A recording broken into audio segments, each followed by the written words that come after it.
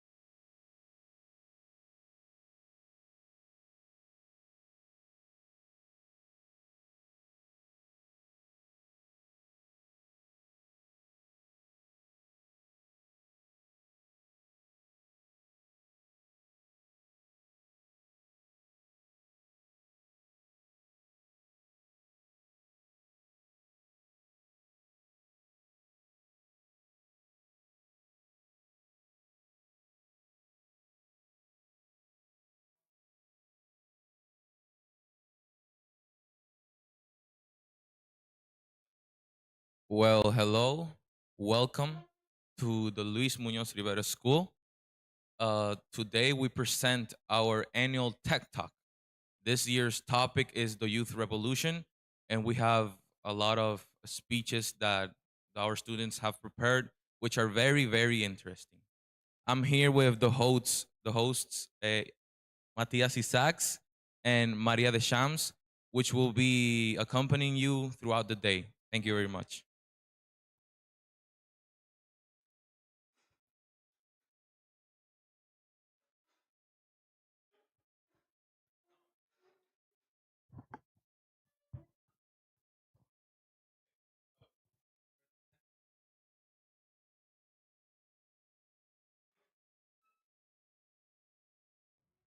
okay, so now for our first speech, we have Emmanuel Varias Hernandez with his speech titled "iPads and Their Future."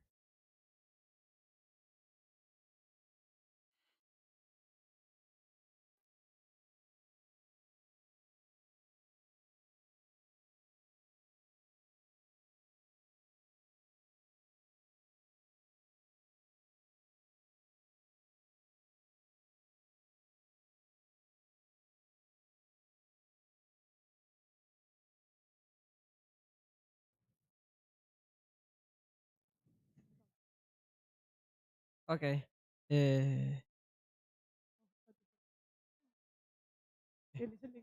Hello, my name is Emmanuel. Today we're going to be talking about iPad kids and their future. Now, what is an iPad kid? iPad kids are people who are notably addicted to a screen, like the majority of the students here, for example. These people normally don't tend to be social, and sometimes they use social media as to communicate. This can expose them to inappropriate things. These kids really love short form content. With the assistance of TikTok and YouTube Shorts, these kind of people really love short things about a specific thing. They love these kind of things that they can't even watch a 10-minute video without some Subway Surfers gameplay. So talking about TikTok, you may heard about these TikTok challenges. Normally they're for fun or to get followers, but some of them have a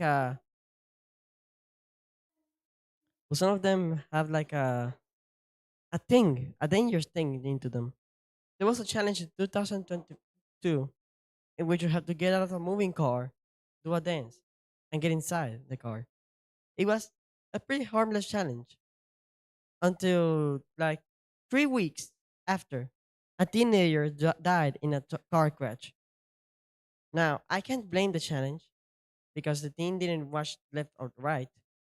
He was not alone, after all. But it's his fault for doing it.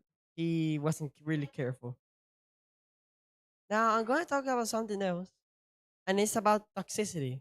It's like trash talking, but for this generation only. It saves like 1 second of typing, to be honest.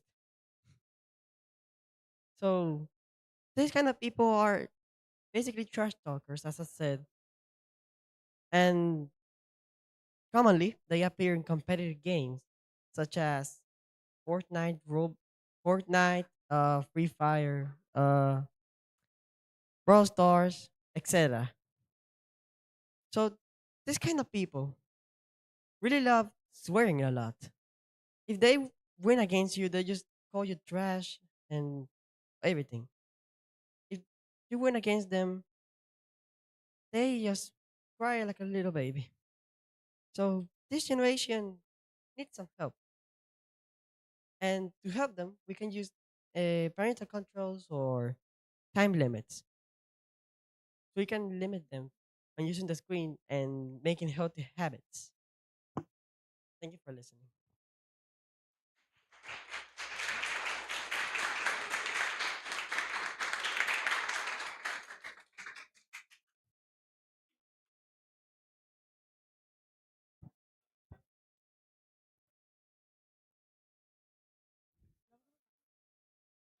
That's a very hello.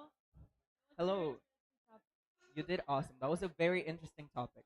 Now, there's some questions we want to ask you. Like, how did you get that topic? Oh, What was your inspiration behind that topic? How did well, you choose it? okay. When I was last year, there has been really a large popularity in videos about this kind of kids. So I watched them all. And when this topic came up, I just thought about it.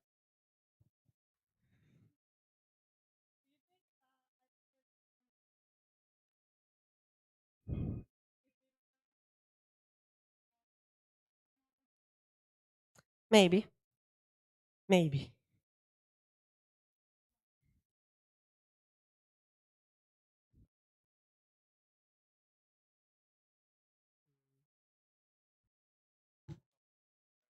Hello, hello, hello, hello, Hola, hola, hola. hello, hello, hello. Uno, dos. So now, with our next speech is Chiara Penson with the speech topic called Pink Tax. Hello. Okay, so it had to be said. Being a woman is harder than being a man. And because in this economy, being a woman is so much more expensive than being a man. And that's upsetting. But this type of problems have a simple solution. Well, as you heard, my name is Chiara Penson, and I will help you learn about this topic. To understand this type of problems, we have to get what the pink tax is. Well, the pink tax is the price difference where products labeled for women are so much more expensive than men's in most cases. Well, as the feminist journalist Gloria Steinem stated, she said that tomorrow depends entirely on what each of us does every day. A movement is only people moving. This explains that we, as the world's future, have an important role in making tomorrow have stuff like gender equality. And well, some studies from the Institute of Women's Policy Research stated that for every dollar a man earned this year, a woman earned 84 cents in the US. And that helps the pink tax have a bigger impact in women's expenses. Well, but why are women affected by this type of silly taxes? Well, the pink tax is fueled by gendered expectations, which are fueled by socially stated standards. Because as women, socially, we're supposed to spend so much more money to fit these standards. Well, this reminds me of when I first started getting my allowance. I would go and buy stuff like razors or hair gels and realize that for the same product, the women's version was so much more expensive for the same product. Well, some ways we can help avoid the paying tax would be buying genderless products and supporting businesses that avoid the paying tax, and also know your rights and when to stand up for them too. With this, we can help tomorrow be better than today, and in the future, we could have stuff like gender equality.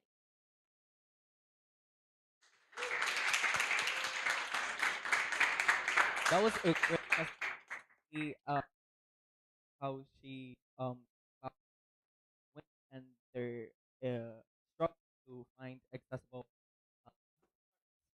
Um, we'd we'd like to ask you, do you think it was important for you to talk about this topic in today's social context? Wow. Why do you think it was important for you personally to talk about this topic? Well, most people think this type of problems are irrelevant or just girls complain too much. But it's important that we, like I said, as the world's future, we are supposed to know what we can fix to make tomorrow better than today.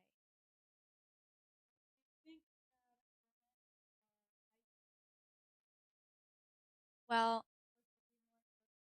they should be more accessible, yeah. You.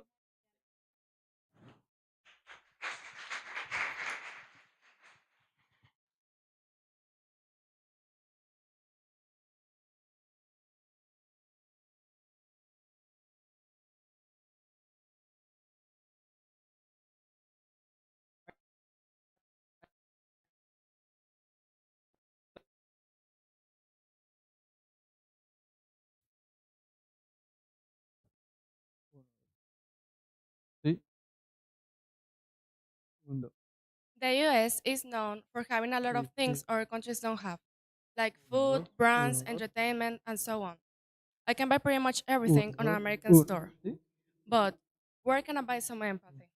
This core value Uno, is dos. evidently lacking in the youth of America, and it's bringing up issues to expense of our generation.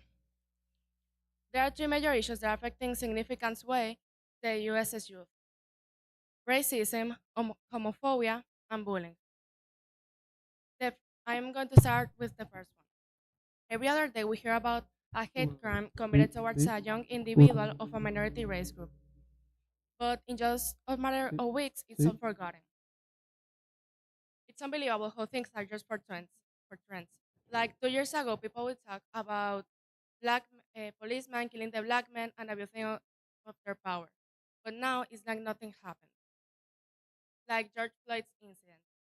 A policeman killed George Floyd during an arrest when the policeman knelt on George Floyd's neck for 9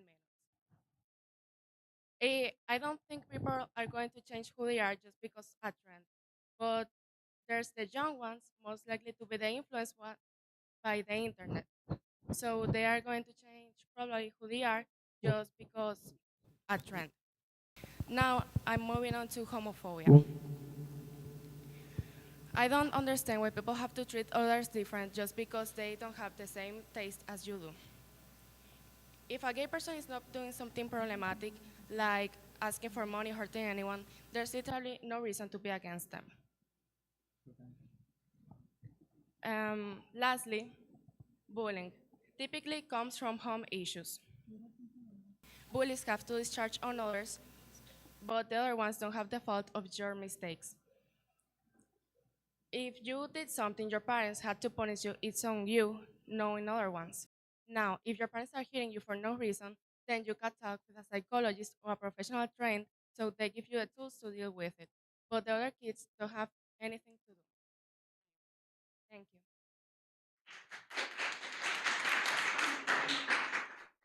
That was a very, very. We think Sophia did a great job. We'd like to ask her some things. Like, for example, so I'd like to know what was your personal inspiration behind it? What inspired you to talk about? Well, when we talk about US or we think about US, mostly of the time we think about problems.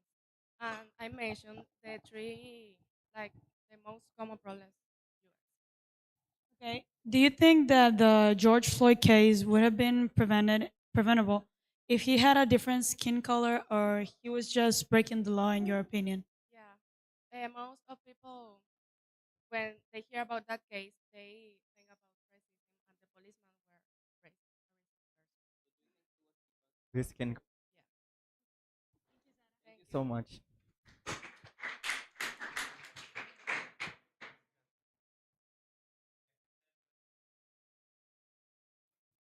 Our next pr- our, our next presenter is Gabriel Baez with his topic Cutting Our Roots.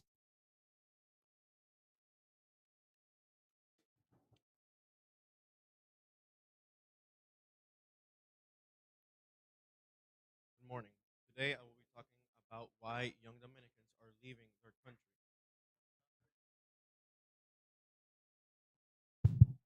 Okay. Good morning.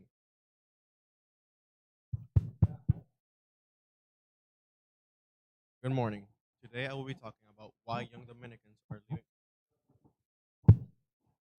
Good morning.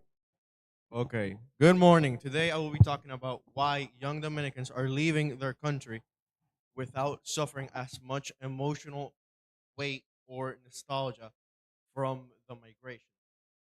In recent years, we have witnessed a large wave of migration, and these Dominican immigrants have not been suffering as much from the emotional weight as it has been shown in recent essays. Today, I will try to explain why this is happening and explore some of the reasons as to why.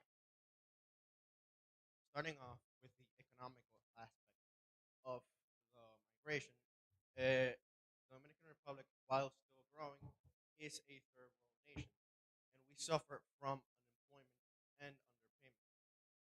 This leads many to try and leave to other countries such as Spain, United States, or Mexico to try to explore better paying jobs. This goes hand in hand with the educational aspect. And the Dominican Republic has good education, but it fails in comparison to other countries such as the ones that you mentioned before, especially in the postgraduate aspect, such as public or private universities or postgraduate studies. The last aspect would be the cultural aspect. In the past, leaving your country was seen as starting a completely new life, mostly due to the fact that the internet wasn't really a very accessible thing. So being able to message or call someone, especially across the country, was not accessible to the average family, or was just impossible.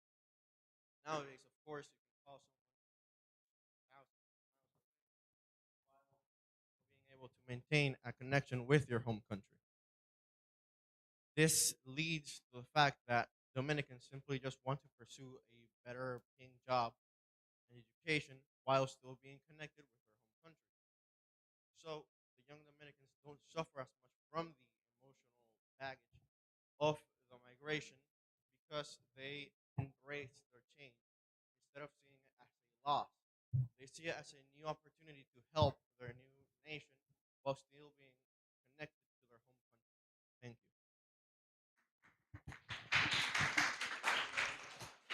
Thank you so much, Gabriel. That was a very interesting topic, especially in the fabrics of today's society where we have a lot of problems regarding immigration. I but are you? I think we should ask some questions. Right? Okay, so good morning. Um, regarding this topic, do you think very deep social? Well, I'd say so because, as I explained, the Dominican Republic has witnessed a large wave of migration. Of course, it nowadays it isn't seen as such. It isn't like looked down upon, but it's actually encouraged by a lot of cultures as a rite of passage for many young Dominicans. that should be more? I believe it should be talked about mostly in schools. It isn't really like, for example, a couple years ago, I didn't even know that I could I didn't see myself being capable of like leaving my country to study, and I think it should be at least touched upon more in school, especially as they're starting to enter their last 4 years of school. Don't you think or Dominican youth should try to embrace their Dominicanity, like their culture, Yes, absolutely. and support our country? I believe that they shouldn't abandon their culture as many have done, but I believe it's good to try new things, but just as long as you still know where you come from and you still know that you're Dominican, I feel like it's perfectly fine, whatever you do. Thank you, you. Gabriel. So next, we have our speaker called Laili Pichardo Garrido, who's going to be talking about finding authenticity amidst chaos.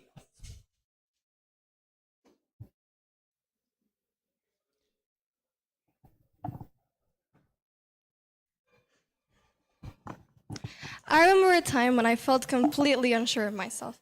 I had people around me telling me who I should be, what I should think, even how I should act. And for a while, I followed because I felt it was easier to conform than to stand out. Have you ever felt that way? Because for me, deep down, I knew that that just wasn't who I was. That wasn't me. You see, I didn't feel confident enough to challenge what was being thrown at me. And when you're a teenager in that phase where you're still trying to figure out who you are, the last thing you want to do is stand out. This feeling of uncertainty isn't unique to me. Studies show that young people today face an overwhelming amount of pressure from various sources. Psychologists call it the social comparison theory. We compare ourselves to others because biologically humans are wired to seek acceptance in groups. And now, with social media amplifying every success or failure, that pressure has become even more intense. It's not even about fitting in anymore. I mean, let's be honest, it's about competing with images of perfection that are unrealistic and often unattainable. When we think of revolution, we often think of protests, strikes, or wars. And while these things happen on a grand scale, their effects can be felt in a very personal way. And when you're still figuring out who you are, that feeling of instability can make you feel even more disconnected from yourself. Now, confidence is often misunderstood as something you either have or don't have, but it's actually a skill you can build. Essentially, confidence grows with experiences of mastery, observing others, receiving positive feedback, and managing stress. But here's the thing though. Confidence doesn't eliminate uncertainty, it helps you manage it. It's not about being fearless, it's about understanding that fear and doubt are normal, but choosing to act despite them. When I first started building my confidence, it did not happen overnight, I can guarantee you that. Instead, it was about small steps like setting boundaries with friends when I felt uncomfortable. And little by little, these experiences built up, giving me the belief that I could handle more. I learned that confidence isn't about being the loudest person in the room, it's about knowing when to speak up. Revolution doesn't always happen in the streets or in political movements. Sometimes the most important revolution we can commit is being true to ourselves. It's the one that happens within. Isn't choosing to be authentic in a conformist world a revolutionary act in itself? Because this internal revolution is about more than just confidence, it's about authenticity. And it's not about perfection or certainty, it's about resilience, about being able to face challenges without losing yourself in the process. So what can we take away from all this? Confidence isn't something you're born with, it's something you build. And in a world that's constantly changing, evolving, telling you what you should be, what you should stand for, the most revolutionary act you can commit is being true to yourselves. Standing up for your beliefs and setting boundaries, these small, quiet revolutions are the ones that really shape who we are, and they matter just as much as the larger ones we see in the world. Thank you. Thank you, Laili, for talking about such interesting topic. Yes, actually, I love this. Personally, because in a world that expects you to be authentic, the most authentic you can be, it's very important that we talk about like confidence and Yeah. Yeah, and because as we know, many people inside the youth population may have feel the same way as you felt. Do you think that challenging yourself to step out of your comfort zone help you gain the confidence you needed?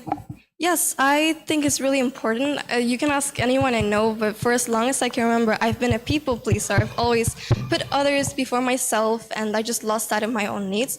And I just think it's really important to remember that as teenagers, it's really easy to adapt to other people's expectations, and you eventually lose yourself, as I mentioned in my speech. So I think it's vital to stay authentic and be true to yourself, not let external influences define who you are. And yeah, I think that's the core of my message, and it really did help me gain my confidence back.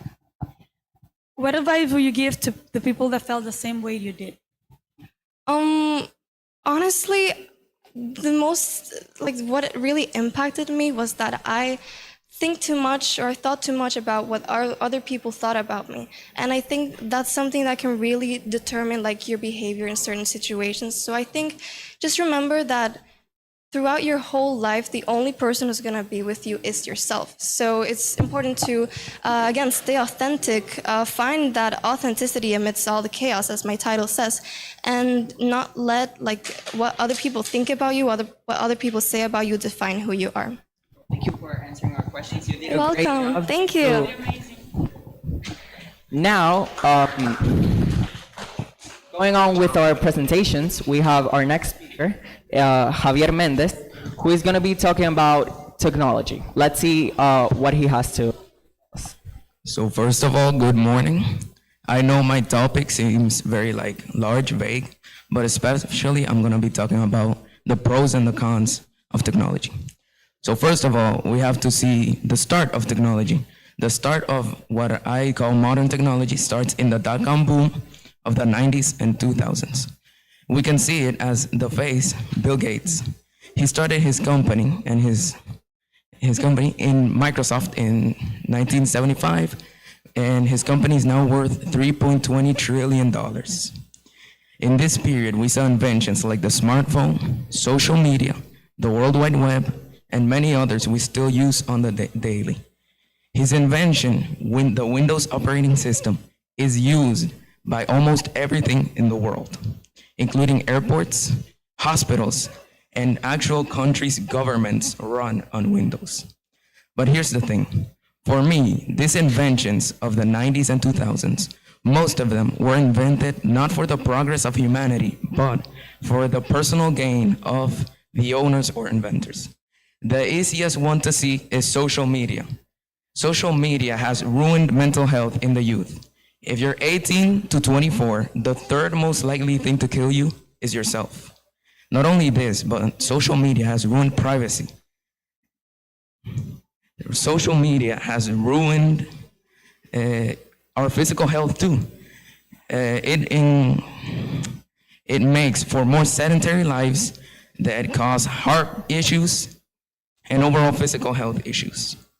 But the worst of it all in social media are the algorithms used by these companies. These companies use algorithms that control your dopamine levels to create an actual addiction to these apps. So is technology and modern technology really that good? Thank you. I think that was a very, very interesting topic. Yeah, I think that we should talk more about that topic Yes, in especially our daily life. especially in like technology. It's important nowadays because As we are called the technological generation, you think that do you actually think that technology has it counts considering we'll call the technological generation? Yeah, I think because technology has influenced us and our generation specifically a lot. I mean, not only in how we live day by day, but how we communicate, how we get entertained, all of that. I have a question. Do you think like technology nowadays, in its role in society, it has a more negative impact or a more positive impact? It's all about the user, but they're taking advantage, like the companies, specifically the big ones, they're taking advantage of people that don't really know about it, and they're just getting, like I talked, the dopamine. It's crazy. Thank you, Javier, so much. Our next speaker is Daniela Batista with her topic, How Our Generation is Making Changes. So, I'm going to talk about how our generation is making changes. I'm sure many of you have heard adults or older people saying things like, what will be of our future with this generation? Well, let me tell you that throughout history, young people have always been the ones driving change, and today's generation is no different. I'm going to mention some examples of changes that our generations have achieved. First, the gender equality movement. Around the world, young activists are pushing for gender equality, including equal pay, better representation of women in leadership, and the end of gender-based violence.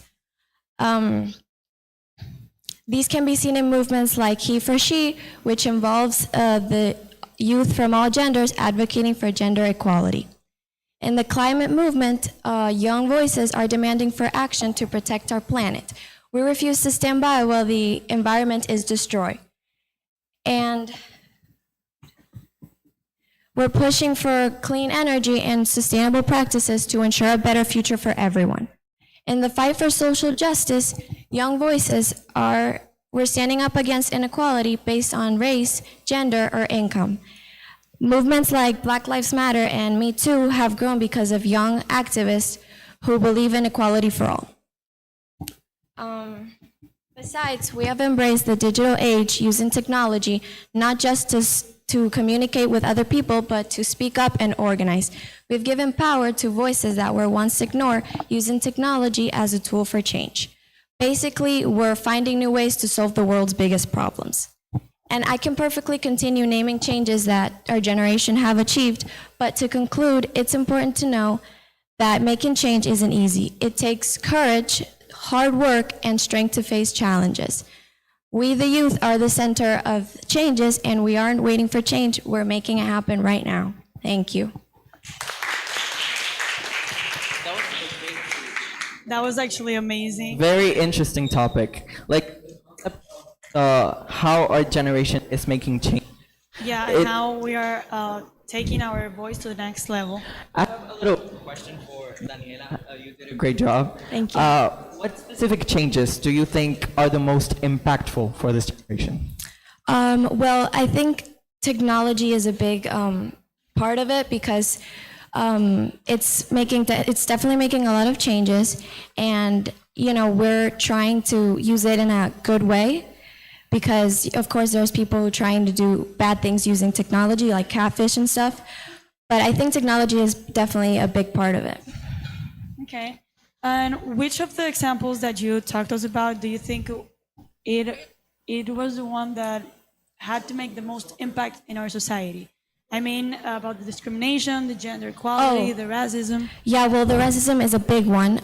But I think we're learning, how to treat people better, because nowadays, we're trying to be better people, and definitely our generation is impacting on the racism.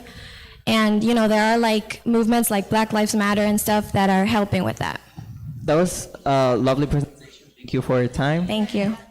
And going on with our speeches, we have our speaker, Marco Duran, who is going to be talking about minds, the value of youth in revolution.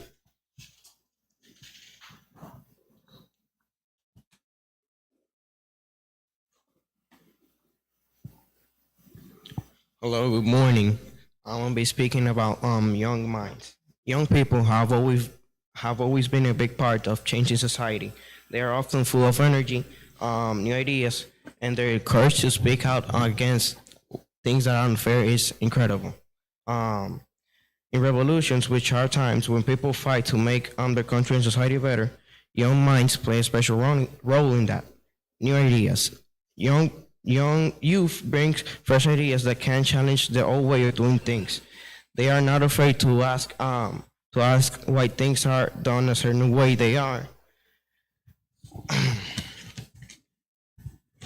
Recovery and passion. Youth people are often very passionate about what they believe in. They are not afraid to stand up for justice and fairness. Many famous revolutions in history, like the fight of freedom in different countries, have been supported by brave youth who wanted a better future. leaders of tomorrow. As you know, youth will be the leaders of tomorrow. They start revolutions.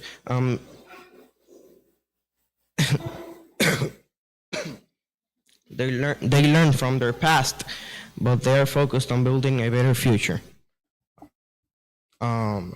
Using technology and social media. As you know, youth use social media so they can be heard of. So their voices can be heard of. Through social media, they can spread messages and organize events to support change and reaching many people in a short period of time. Thank you.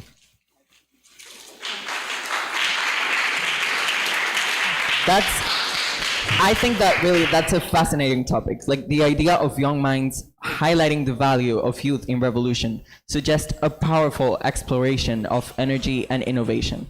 But personally, I like to ask Marco, hello. In what ways do you think young people can drive change effectively? Well, youth. Can you repeat the question? In what ways do you think young people, like the youth, can drive change? O sea, que, yeah. Because they're not scared of talking about certain themes. They are not afraid of talking about certain things. How do you think social media has influenced youth activism and the role in the driving revolutionary change? Well, social media is a very important part in that because by social media, things can be spread in a certain way where it can reach a lot of people in a short period of time. And yeah. Good job, Thank that you, was a Marco. very interesting topic. Now, going on, Our next speaker is Raquel Morales Núñez with her topic, Age of Youth Empowerment, How Technology is Changing the Game. Embrace it. You know what I mean? Embrace technology. If you start right now, if you put your things together, then maybe you can. Or you're just one of them. One of those who let laziness get over them and stop it right there. Let it stop your journey. Let it stop your process or your progress. If you don't make it that way, if you start right now, if you get your things together, maybe not only you, but all of us could start to think that we could shape our lives as we like, not only in our dreams, but also through our devices. Right now, we need to realize that this is the age of youth empowerment, the time when technology is not just a simple tool. It has been changing a lot of things, from the way young people learn, connect, or get more knowledge just by having a device. In the past, knowledge was confined in textbooks and classrooms.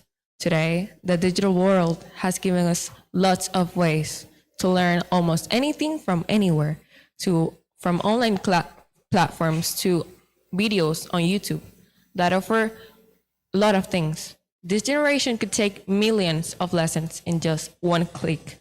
Do you believe it? Because I do. We're witnessing an extraordinary shift right now that we could do anything if we like, anything if we don't let laziness get over us. But maybe you're just one of them. I wish you're not. But if you are, you have incredible power right now in your hands. So start right now. You can do it. I get you. You can run away or you just stand and do it. Technology helps with mental health support. It has a lot of ways, from online platforms to videos that offer counseling of stress management, or just tools that help you. It has helped a lot for other people, or you just go to a therapist. But technology helps with everything.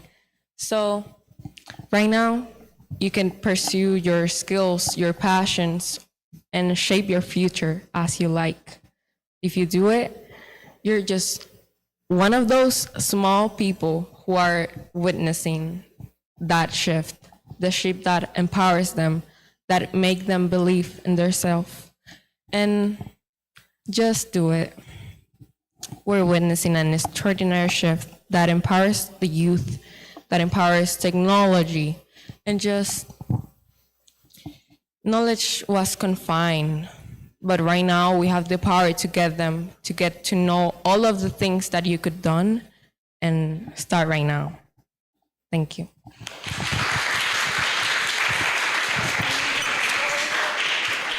We love your speech, Raquel. I think that it is very crucial to invest in young people today because we are the future to our society. Well, I'm very impressed. That was a very interesting topic. Personally, what technologies do you believe had the most significant impact on you today?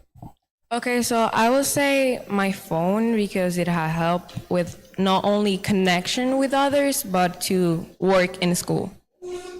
And do you think that the technology has some connection with the innovation that youth people represent today? What do you mean by that? Like, Meaning that we're young people, we're innovating every day, right? Do you think that technology has something to do with it? yeah, an example, Elon Musk, Tesla, technology. It has always something to do with technology, even if you don't think about it. Okay. That was a great topic. Thank you, for Raquel. Thank you. We'll be on a little pause. Okay.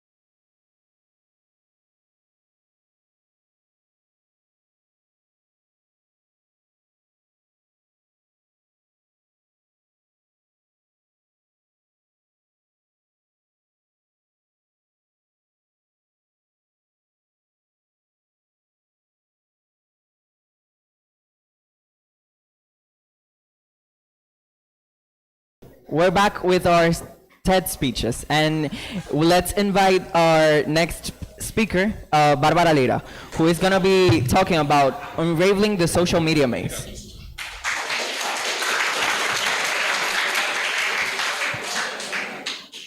Hi. Okay, so once upon a time, social exchanges involved conversations around the kitchen table, on the front porch, or the backyard. Western Union was the original Bitcoin, and letters were sent through the postal system. News were delivered to you by a bike messenger each morning. Then came the internet and social media, changing everything and giving a 150 worldwide turn. Social media can be both a blessing and a curse. It has grown as people sought ways to interact online. But it's more than just connection. It's a maze of endless things that can lead down a bottomless pit. Social media can create a cycle that is hard to break if it's not managed correctly.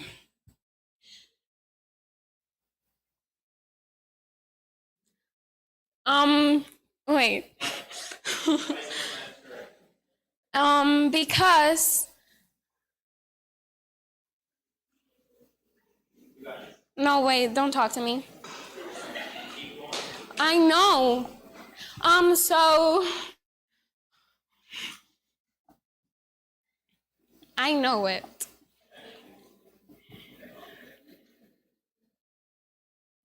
Okay, social media. I can't. I forgot about it. No. Wait, no. Okay, wait. No, wait. Let me think, please. Let me think. I didn't know I had to do it today, so I practiced this morning. Let's go. No. Let me do it again. Okay, no, wait. Let's start again? Yes. Okay, start again. Okay, give me a minute. Okay, commentators. Commentators, handle the situation. Come on. Okay, that was actually great, Barbara. I think it was such an interesting topic because we actually live inside our phones. I mean, who hasn't felt lost in that digital jungle at some point? Okay, so with our next speaker, we have Dominic Barinas with her topic, outdated beliefs.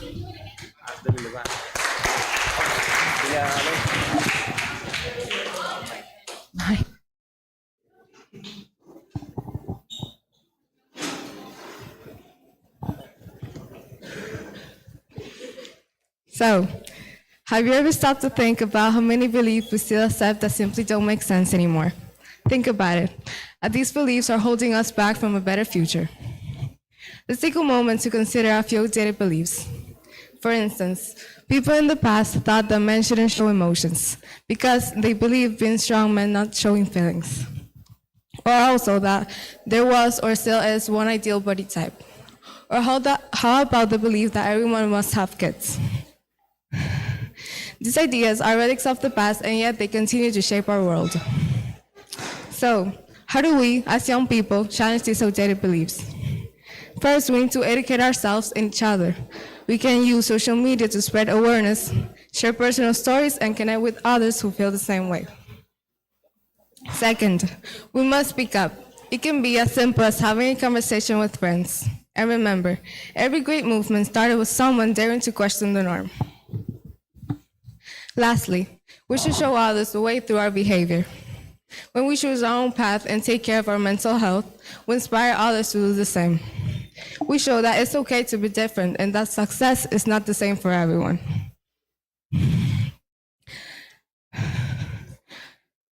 In conclusion, the power to challenge outdated belief lies in our hands. Let's not be passive bystanders, let's be change makers. The next time you encounter a belief that doesn't sit right with you, ask yourself, how can I challenge this? Together, we can create a world that values progress, inclusion, and understanding. So now, are you ready to stand up and be part of the solution? Thank you.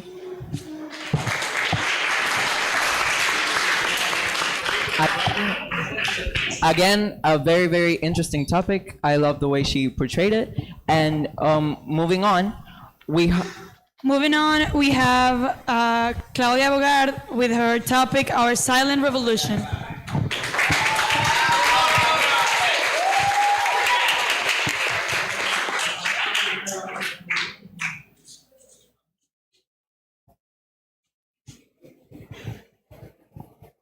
We all have heard about Romeo and Juliet once in our lives, haven't we? Or what about Cinderella or Harry Potter? They're such a classics, right? Well, now I want you to think for a second. What makes those stories so compelling? And you might be like, oh, it's probably the plot or the setting or the characters. Well, it's actually all of these things, but more specifically, it's the inner world created by all of them together. But what do I mean by that? Just like the main characters of those stories, throughout our lives, we face inner struggles that mirror the bigger conflicts that taking place around us. We can think of it as a small revolution within a person. Most of the times, these revolutions go unnoticed, but the impact they cause is what makes them such a fascinating aspect of human existence and development. These internal conflicts are often referred to as silent revolutions because they unfold privately within the mind and soul of a person, unlike public revolutions, which draw attention with loud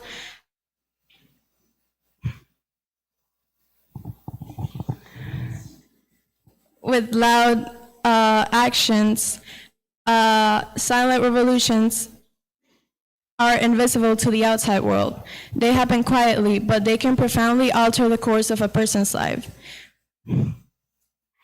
These inner revolutions challenge us to question ourselves about our beliefs and to evolve, often leading to personal growth and that can be as transformative as any societal change. We all know that the teenage years entail a whole journey filled with not only physical, emotional, and psychological changes, but they're also a really important stage of figuring out who we are, what we believe in, what we're good at, and where our place in the world is going to be. This mission of every adolescent's journey from childhood to adulthood helps teens develop self-awareness, self-regulation skills, and confidence, guiding them into make healthier decisions, healthier choices, and grow into resilient adults. Now, I want you to remember that the true revolution begins not out there in the streets, but in the inner battles we fight within ourselves. And it is through mastering these inner revolutions that we find the strength to reshape the world. Thank you. Well, that's sure the idea of evolution changes happen quite powerfully. Here we have Claudia, our speaker, did a great job. I'd personally like to ask you, what do you think are some key factors that contribute to inner revolutions and our little inner revolutions? I think it's all about like the person and the environment they grow up in, but I do think it's really important for everyone to find to identify themselves before, like going out there. That was a very, very interesting topic. We loved it, and thank you.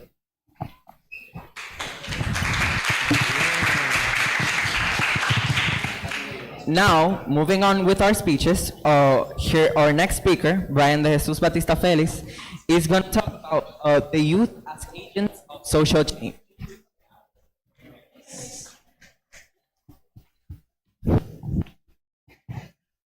When we think about change, we often think about leaders, governments, or large institutions. But what if I told you the most important people that change the world are the youth? Youth have always been an important factor in history. Take a moment to think about a global crisis. Youth has always been part of it by organizing sit-ins and risking their life for equality. Or more recently, Greta Thunberg, demanding and forcing the government to take action. But why are youth such an important agents of change? It's because of one factor, hope. they're not weighted down by cynicism or the belief that nothing can improve. They're willing to make the world better, and they're willing to make the world better, and they're willing to fight for it. Here's the beauty of it.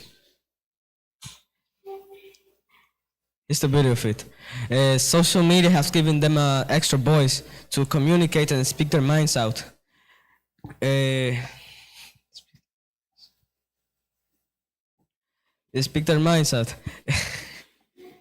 But with great powers comes great responsibility. We all have to get involved and to ask decisions. If you're even brave enough to think about having a better future,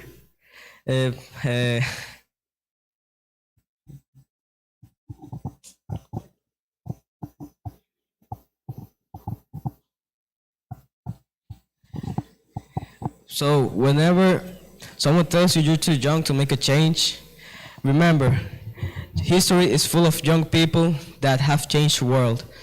So don't let anyone else tell you that you're too young to do anything. Thank you. Such an inspiring topic, Brian. I think all of us loved how you explain of how today's young people are reshaping our world. From climate strikes to digital activism, it's clear that Gen Z isn't waiting for permission to make their voices heard.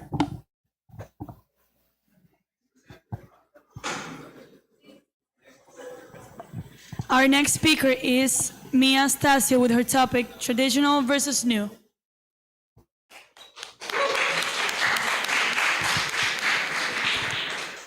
Today, I'm going to talk about modernity versus traditional in the aspects of love. Love was simpler in the past. Like, do you know that Up movie when there's like two kids and they stay together until they die? The key word there was simpler. Till this day, we still hear stories about our elders about how cute and romantic stuff was back in the day. But there's when I think technology comes in. I do not think technology has made things better for us, because now we have too many options to choose from. We don't even make an effort anymore. We don't even fight for love. Some may even say, love is too difficult now. I don't want to try anything. But you're wrong. Love has always been difficult. And that's what I think. We should listen to our elders, because they have already gone through life. They have had experience that we don't. They have learned lessons that we haven't. So in any case, they're the ones who had been half of their life still married to someone else. So let's say when your mom says to you, I don't think you should be with that boy because he's a bad experience. The only thing that you think when she says that is, you're just nuts. You don't know anything about life. Why would you say something to me? But that's why we're wrong. So in conclusion, I think that we should know that love was simpler in the past. The technology has not made things any better for us. And then we should listen to our elders, not only in the aspects of love, but in everything in life, because it could really help us. Thank you.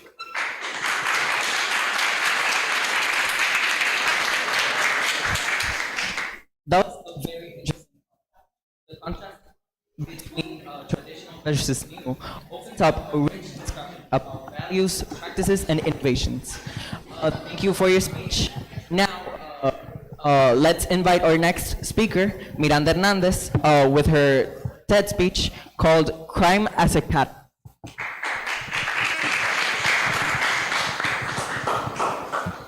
Hello, everyone. To start with this, let me take you back into a moment in which it could have been any ordinary day. So imagine you're walking home from school, surrounded by friends, laughing at a joke. But then suddenly your friends decided to take a little detour.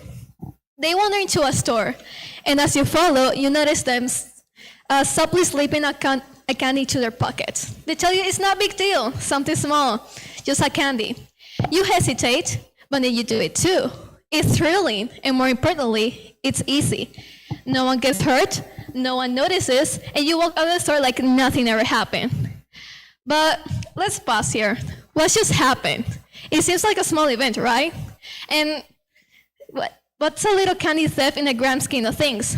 But that single moment, that small act of defiance can be the first domino in a long line of decisions. Decisions that could spiral into something much larger, something even much more dangerous. That's what I'm going to talk about today. How crime, even as a small form, can act as a catalyst. But why is this? What do small actions lead to bigger consequences? And why are the youth so particularly vulnerable to this trajectory? Well, youth is a time of experimentation, of testing boundaries and often of rebellion. Many young people are exposed to environments or peer pressures that push them toward those small acts of defiance. It can be something simple as tagging a wall with graffiti, skipping school, or even shoplifting. These acts may seem like harmless pranks or youthful mistakes, but the truth is, those small actions can lead to bigger consequences. Studies show that many individuals who end up deeply involved in criminal activities didn't start with major crimes. They started with minor offenses that escalated over time. Their moral compass gradually eroded until the lines between right and wrong blurred completely. So what does this have to do with revolution? It's simple. Youth have incredible power. They are the catalyst for a change, but they also can be very vulnerable. The revolution that we need is about recognizing how easily the path of rebellion can transform into one of the destruction if we don't address those early steps. As a society, we often focus on punishment when it comes to crime. We even have systems in place to deal with the consequences of criminal behavior, but we don't always focus on the root causes, and we don't always intervene when it matters the most. So to finish this, I want to leave you with this thought. Crime may be a catalyst, but it's not inevitable. Youth have the power to shape the future, and it's up to us as individuals and as a society to ensure that the small steps they take lead them towards positive change, not down a dark path. Every revolution starts with a single step. Let's make sure it's a step into the right direction. Thank you. That was a very compelling topic. I loved how she portrayed that the idea of crime as a catalyst suggests that social issues can spark significant change and lead to important discussions about justice and reform. Moving on, our next speaker, Juan Beato, will be talking about redefining success.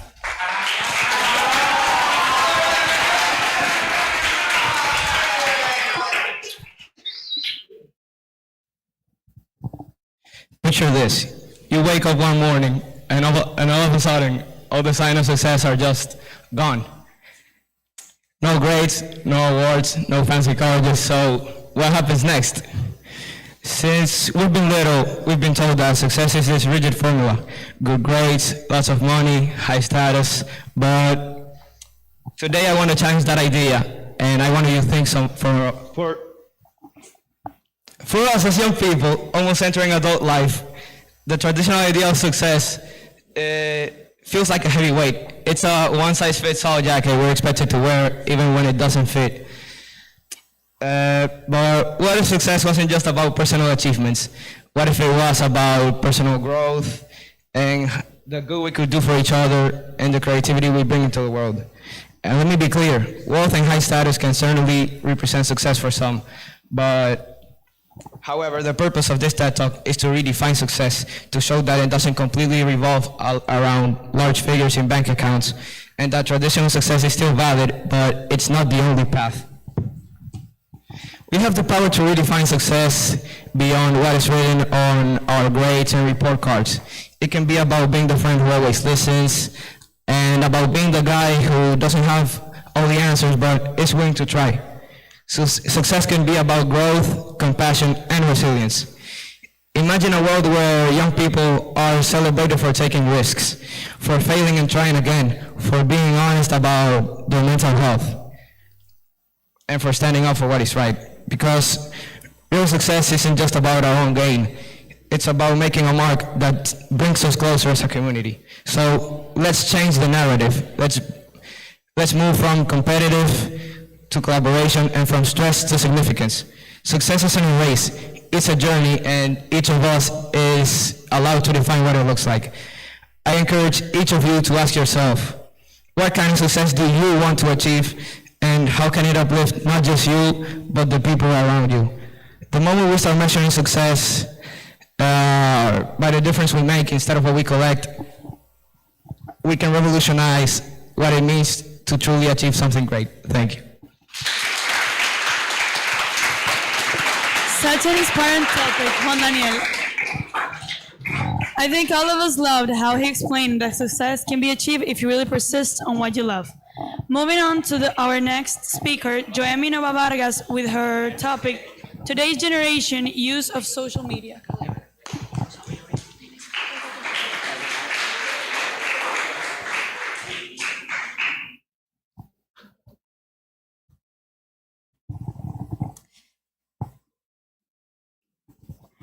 Did I start?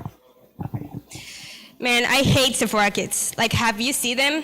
You may hear of the expression of putting lipstick on a pig, but for me, they are more like little monkeys trying to look or feel like orangutans, which they aren't because they are monkeys, and they will not change that. But don't take me wrong, I will explain this. Do you know that this is one of the most consumeristic generations? Gen Z, for refer to my generation, Gen Z have been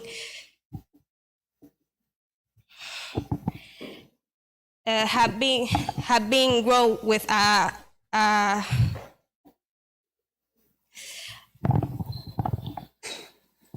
forget it.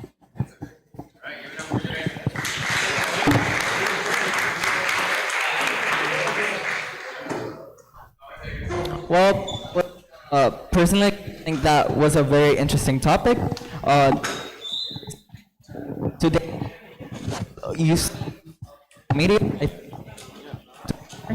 and moving on with our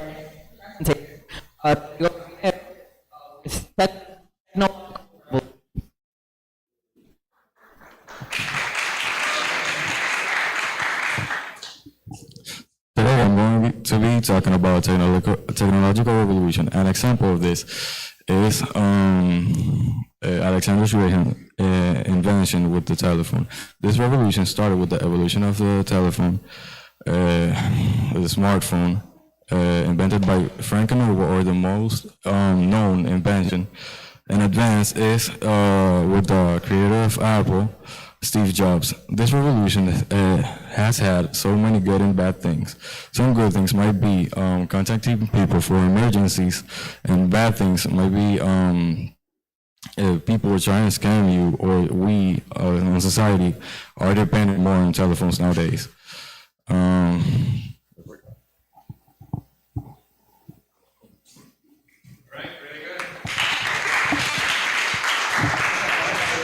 Thank you, Rodrigo. As we know, technology isn't just changing our world, it's reshaping the very fabric of society. Continuing with our next speaker, Vera Ureña, with her topic, Climate Change is in the Youth's Hand.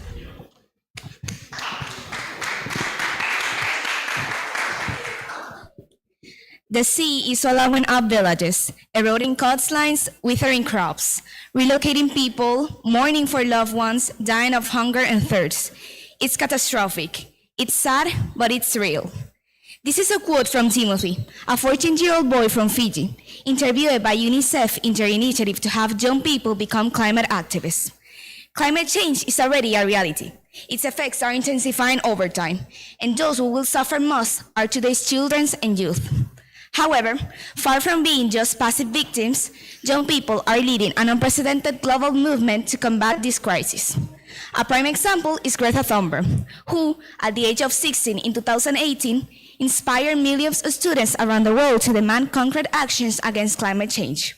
Her initiative, known as Fridays for Future, has motivated students of different ages to participate in strikes and demonstrations that seek to pressure governments to adopt stronger policies. Youth are not only demonstrating in the streets, but they are also using their knowledge in science, technology, law, and education to fight for the climate. The Convention on the Rights of the Child recognizes the rights of children under the age of 18 to participate in decision-making that affects them, including climate issues. Platforms such as UNICEF Voices of Youth allow young people to share their ideas and proposals in public spaces. Young people are not only demanding change, but they are also acting. In Mongolia, for example, children and young people have learned to monitor air quality, using that information to demand government action.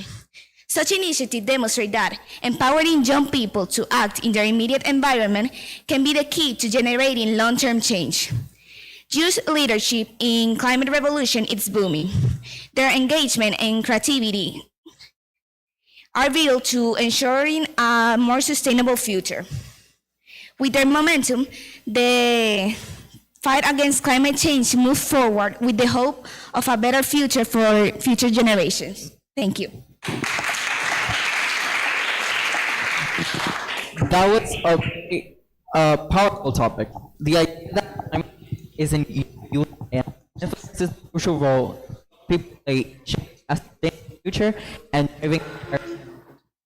Moving on to presentation, Victor Martinez with how digital revolution feels addictive to youth's behavior.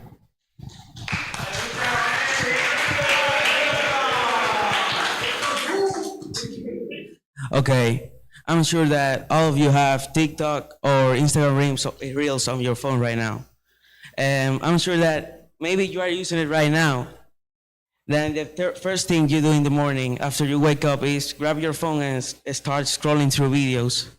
If that is not your case, congrats, you're not part of the problem. But if you feel identified with what I say, maybe you're being affected by something much bigger than you think. Now, I'm not here to tell you that you can TikTok and Instagram are bad, but you need to know the consequences of use it and how they affect your behavior. It never happened to you that you were boring and you grab your phone and start scrolling videos, and you realize you waste several hours of your time watching stupid videos that you will never remember after a minute. That's the consequences of use it every day, and you need to know how they affect your behavior. That's what the companies want you to do. They want to hook you and keep you scrolling on the app. Now, like I said, I'm not here to tell you that you can use it. They are good method of communication and entertainment, but you need to know how they shape your behavior and how they affect on your health. Thank you. Thank you, Victor. Very interesting topic. Thank you for highlighting the complex impact of technology on mental health and social interactions among young people, because it's a very problematic in these days and a worries for Gen Z parents. Now, we'll be right back right after this pause. Thank you.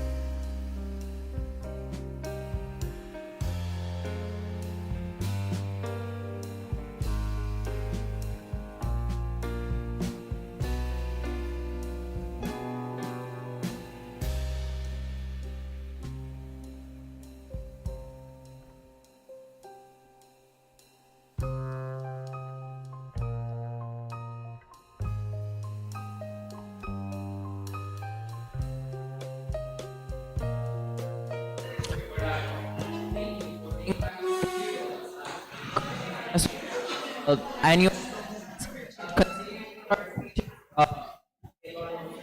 uh, Jesse, then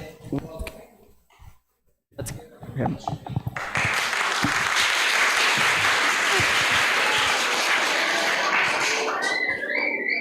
Imagine a future where every young person can chase their dreams without the weight of financial burden holding them back. What if we could transform the landscape of opportunities to ourselves and future generations? As Gen Z, we have the potential to be the founders of a movement that promotes economic equality. But first, let's take a moment to understand the challenges that we're facing. The wealth gap is widening, with the richest 1% accumulating more wealth than ever, while many of us struggle with student debt and rising costs of living. In fact, studies suggest that Gen Z is on a track to earn less than previous generations. And this isn't just a statistic. This is the reality that is constantly shaping our lives, our dreams, and our futures. But you may think, how could we spark this change? Well, we've already seen the impact that social media has on the world. For example, look at how many people rallied for climate change. We could use that same energy and advocate for economic equality. We could raise awareness about fair wages, support local businesses, and demand policies that level the playing field. Our platforms can also amplify these issues, and together we could create a movement that cannot be ignored. But it doesn't stop there. Our generation thrives on connection, and that's our greatest strength. We can collaborate, support one another, and build a community focused on change, whether it's attending community meetings or starting conversation with your friends. Every action counts.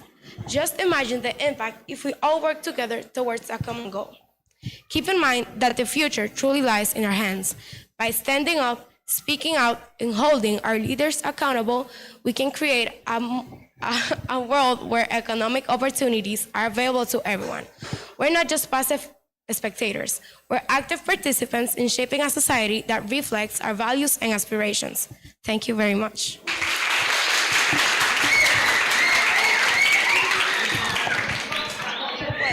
As we know, youth challenges goes from the gig economy to crypto investments to new forms of collective actions. It's clear this generation isn't taking the World Cup lying down. Continuing with our next speaker, Dana Camila Gotro, with her topic, Us versus Social Media. The other night, I was scrolling through my social media feed and I saw a post about a controversial topic filled with thousands of comments, some agreeing and some disagreeing with it. In that moment, the spectator can feel connected to a community, but also increasingly isolated from those who think differently. This is the complex issue of social media today. While the media has given youth a powerful platform to express themselves and create connections, it has also deepened on social divides, creating bubbles that encourage divisions and misunderstanding. What you're shown on your social media feed is based on your interactions, creating spaces that reinforce your beliefs and limit your exposure to diverse points of views. Also, it can lead to false information. The fast track of social media the fast track of false information in the social media can shape opinions and create fear to young people. Young people less experienced with critical thinking may struggle to differentiate fiction from fact. Social media can also create spaces with toxic behaviors. As you know, cyberbullying can affect your self-esteem and mental health. As young people retreat to their echo chambers, the walls between communities become thicker, constructive dialogue decreases, and original thoughts die. This polarization destroys trust in information, trust in institutions that diminishes from diverging viewpoints. which we become on a risk of not exploring other people's opinions. We must teach young people on critical thinking and media consumption, so we can be more conscious of what we're shown on the social media, and we can know how to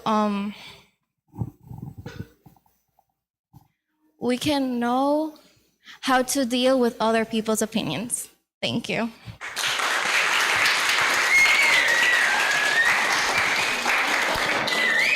Personally, Maria, I find the concept of us versus social media very interesting because it explores the tension between personal identity and online.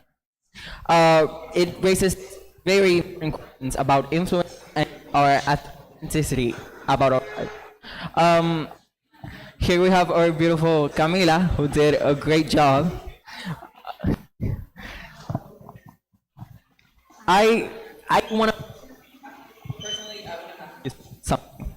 What do you think is the biggest challenge individuals face in navigating? Probably understanding that everyone has a different perspective on different topics and different opinions that everybody has. So you have to us as young people, we tend to not accept that other people can also be right. We tend to be We think we're in the right. yeah, we just think that we're right and everyone's wrong, and then we have to stick to that, which is not true. We have to be open about other opinions and other perspectives. Thank you for your time, and you. Thank you. Moving on, we have Dana Jimenez with the impact of small actions have toward actions have towards our future. Hi. In a world that emphasizes on grand gestures and monumental achievements, it is easy to overlook small actions. However, these seemingly insignificant choices can create ripples that extend far beyond their immediate context, shaping our future in profound and often unpredictable ways. And in an individual level, these small actions are the building blocks that create habits and behaviors that define a person's life. Moreover, daily decisions related to health, relationships, and sustainability accumulate, and they don't only change our well-being, but also others, community, and environmental health. For example, choosing to walk instead of driving, even just once a week, can reduce carbon emissions and promotes a culture of sustainability. There's a term that has a very similar concept that is called the butterfly effect, and it's the idea that the flaps of a butterfly's wings in one part of the world can create a chain reaction that leads to a hurricane in another part of the world. While this concept may seem a bit far-fetched at first, the structure of the idea isn't too far-fetched from the process a small action can make towards our future. For example, donating $5 to a charity can lead to you saving a human life, or indulging in a passion project that you've been holding off of because you weren't sure it was going to work correctly can lead to you impacting the future of somebody else. In conclusion, the impact small actions have is profound and multifaceted. By recognizing the power small actions have, we can cultivate a mindset that appreciates effort, no matter how small it may seem. Embracing this awareness as a community and as individuals can make it so that we have more. We recognize that the actions we make, even though they're very small, because we can create a bright future and a brighter and more compassionate future. Every action, no matter how small it may be, has the potential to change, to make change. It is up to us to harness that potential. Thank you. Amazing topic. Thank you, Dana, for reminding us that even the smallest efforts can create ripple effects over time. Whether it's making eco-friendly choices, supporting local communities, or simply being kind, every action contributes to shaping a better future. Continuing to our next speaker, Salvador Figuereo with his topic, Youth is Shaping the Future. In the 1960s, there were young people that were speaking out against the Vietnam War and civil rights. So, from past times, young people have always been a powerful force for change. Today, the ways we make difference have changed, but the energy is still the same. Today, things are considerably different. Platforms like Twitter, Instagram, or TikTok let people share and gather support from around the world. And okay, one good example about it is the UN Youth Climate Summits that gather youth climate activists from around the world and let them share their ideas and thoughts with governments from Russia, Germany, and the United States. So what does all this mean? It means that young voices have always been a powerful force, as I said, to bring change. From the streets of the 60s to the social media of today,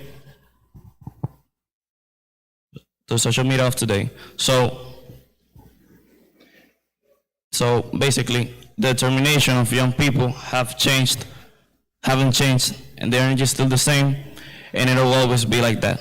Thank you.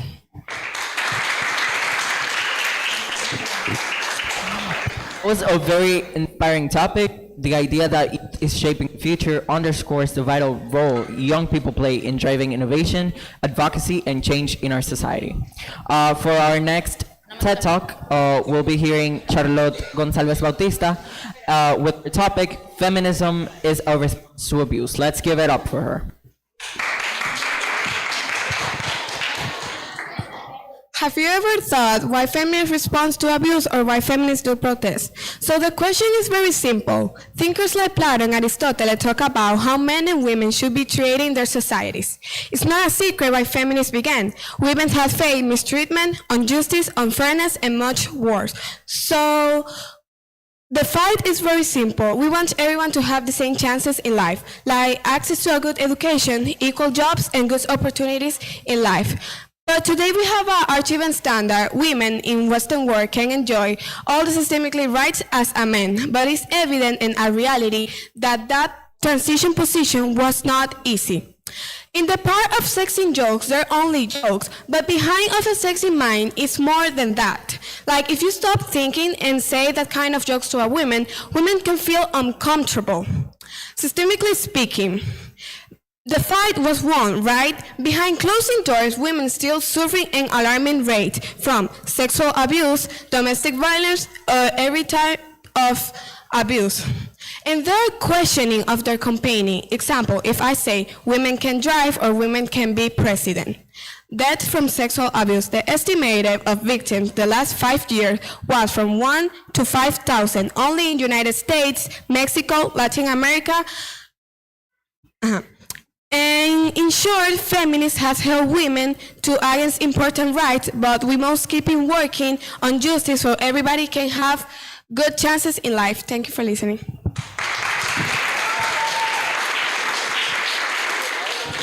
Topic, right?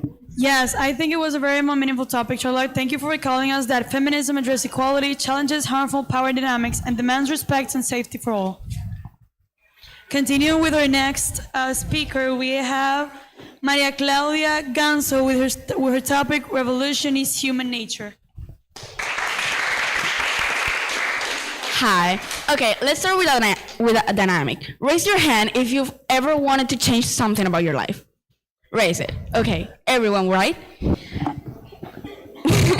Okay, this isn't just an occasional spark. It's a spark that has always been in the heart of young people throughout history.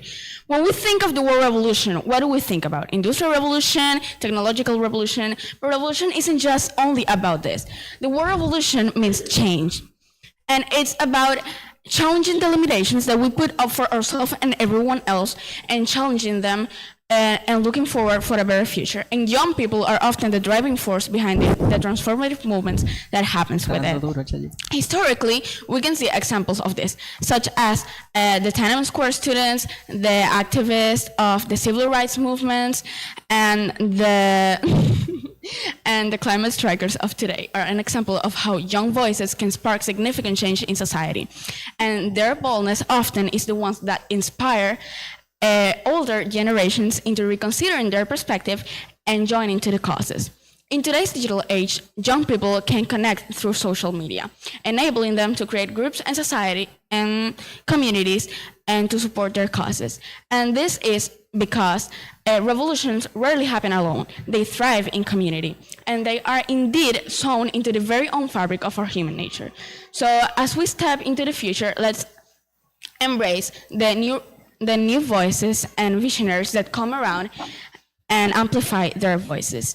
And as we step into this new era, let's not only acknowledge that revolution is human nature because of the constant changes that we live by, but also embody it, encouraging and empowering each other to change and grow as life goes by. Thank you very much.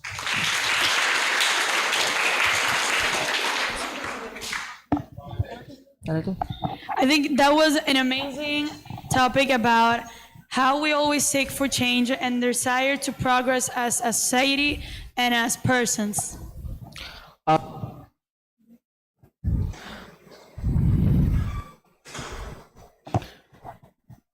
I loved your topic. I loved your topic personally. I think it was very well explained. I love the dynamic. I have a question. Do you think our constant desire for change and progress throughout history has made a bigger impact on our world? Of course, because if we've never wanted to change as a society or as a group, we've never had been able to evolve and grow. When we have revolutions, it's what made us able to evolve as a society and as a group and change our minds.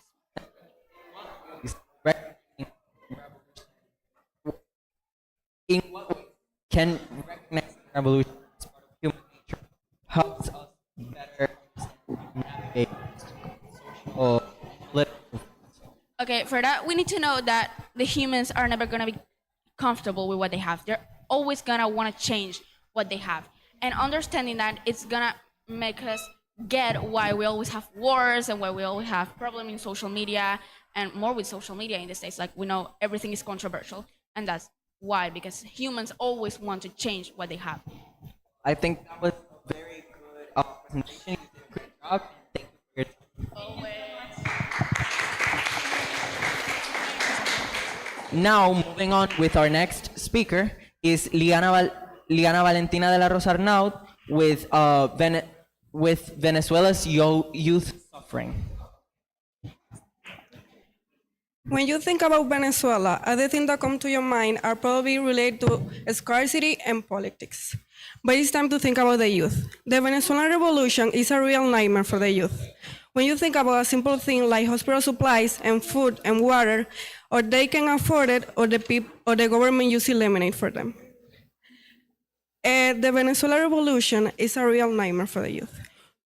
Some youth need to go to another country, not because they need to, it's because not because they want to, it's because they need. The youth of Venezuela are forced to make impossible choices. Should they pursue the education in a horrible system? Should they remain silent in an injustice? These decisions are crushing their life. Their mental health is destroying. It's time for the violence to end.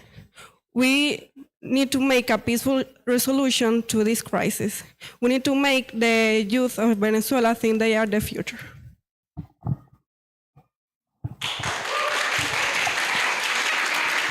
Very significant job, Liana. Sadly, we all know about how Venezuelan youth opportunities are being robbed despite their resilience, the government is forcing many to seek a future elsewhere.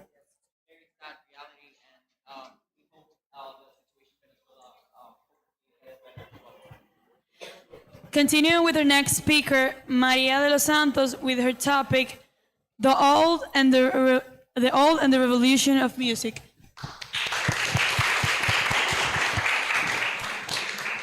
Good morning, everyone.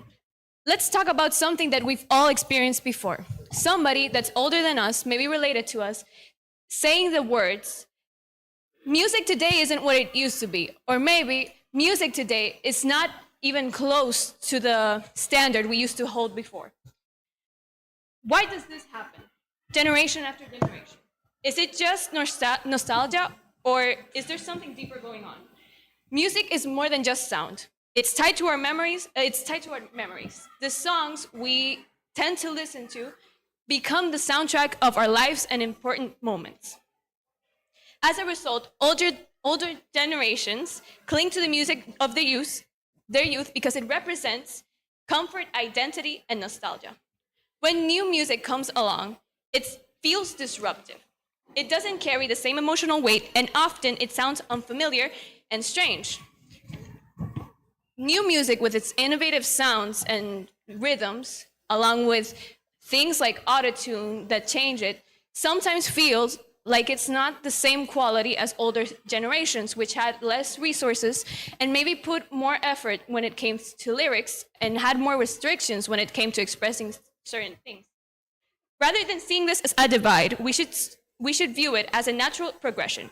Music reflects the changing world, cultural shifts, technological advances, and new ways of expressing identity. Younger generations are using music to change norms, just like those who came before. For example, jazz in the 1920s, it wasn't considered good music, along with rock and roll in the 1950s to 1980s, and then when it came to hip hop in the 1990s. There's always been this generational divide of this new music that comes along is not the same as the rest. But this is because we have music, music is such a comforting thing to us. We see it in our everyday lives. We listen to it when we go to different places. It's something so important to our identity that eventually when something new comes along, we feel like this isn't what it used to be. This seems worse, but it's not worse. It's just likes and standards are changing around us. So instead of viewing new music as something strange or not of quality, we should see it as a way of representing the way our world evolves. Thank you.